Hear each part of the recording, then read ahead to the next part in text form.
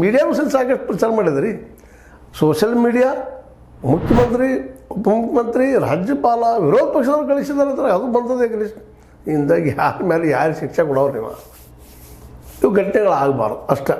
ಆ ದೃಷ್ಟಿಕೊಂಡು ಮುಂದಿನ ದಿನದಲ್ಲಿ ಈ ಸರ್ಕಾರ ಅಥವಾ ಮುಂಬರುವ ಸರ್ಕಾರಗಳು ವರ್ತನೆ ಮಾಡಬೇಕಾಗ್ತದೆ.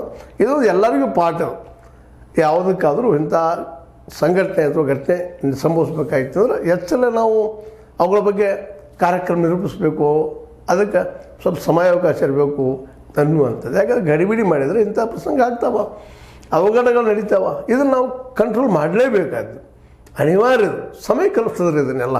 ಇದು ಯಾವ ಪಾಠ ಶಾಲೆಯಲ್ಲಿ ಸಿಗೋದಿಲ್ಲ. ಏಕಾಗಿ ಮಂದಿ ಕುಡಿಯೋದು ಏನು ಮಾಡಬೇಕು ಅನ್ನುವಂಥದ್ದಾಗಲಿ ಮತ್ತೇನೂ ಆಗಲಿ ಇಂಥ ಘಟನೆ ಹೆಂಗೆ ಬರ್ತದಂತ ಯಾರೂ ಕನಸು ಕಂಡಿರೋದಿಲ್ಲ. ಇಂಥದ್ರ ಬಗ್ಗೆ ಯಾವ ಸ್ಕೂಲ್ ಕಾಲೇಜುಗಳಲ್ಲೂ ಕಲಿಸ್ಲಿಕ್ಕೆ ಆಗೋದಿಲ್ಲ. ಭಾಳ ಜನ ಹೇಳ್ಬೋದು ಇಷ್ಟ ಇಲ್ಲ, ಇಂಥ ಸಂದರ್ಭ ಆಗಲಿ ಮತ್ತೊಂದು ಸಂದರ್ಭ ಆಗಲಿ ಸಂಯಮದ ಕೆಲಸ ಮಾಡಿರಿ.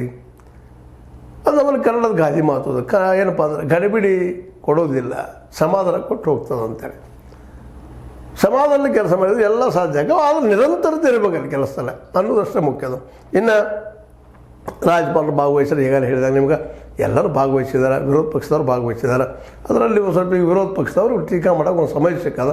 ಹೀಗಾಗಿ ಯಾರ್ಯಾರಿಗೆ ಯಾವ್ಯಾವ ರೀತಿ ಅನ್ನಿಸ್ತದನೋ ನೋಡಿರಿ. ನಮ್ಮ ಏನಪ್ಪ ಅಂತಂದ್ರೆ ನಮ್ಮ HDK ಅವ್ರಿಗೆ ಇವರು ಕೇವಲ ಮೆಟೀರಿಯಲ್ ಚೀಫ್ ಮಿನಿಸ್ಟರು ಅಂತೇಳಿ ನಾವು ವಿಧಾನಸೌಧದ ಅಷ್ಟೇ ಇದ್ನಿ, ಇಲ್ಲಿ ಜನಕ್ಕೆ ನಾ ಯಾರು ಇಲ್ಲಿ ಸತ್ತಿಲ್ಲ, ನಮ್ಗೆ ಸಂಬಂಧ ಇಲ್ಲ ಅನ್ನೋ ಅವ್ರು ಮಾತಾಡಿದ್ರು. ಇವ್ರಿಗೆ ಟಾಂಟ್ ಕೊಟ್ಟಿದ್ದಾರೆ.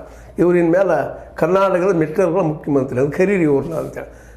ನರಿವು ಯಾಕಪ್ಪ ಅಂದ್ರೆ ಸಾರ್ವಜನಿಕ ಜೀವನದಾಗಿದ್ದಾಗ ಟೀಕೆ ಟಿಪ್ಪಣಿ ಇರೋಣ. ಇವತ್ತು ಗಾಂಧೀಜಿಯವ್ರ ಮೇಲೆ ಸಾಕಷ್ಟು ಟೀಕೆ ಟಿಪ್ಪಣಿ ಮಾಡ್ತಾ ಇದ್ದೀವಿ. ಯಾರಿಗಾದರೂ ಈಗ ಒಂದು ಧರ್ಮದ ದೈವ ಇನ್ನೊಂದು ಧರ್ಮದ ದೈವಕ್ಕೆ ಚೇಷ್ಟೆ ಮಾಡ್ತಾರೆ.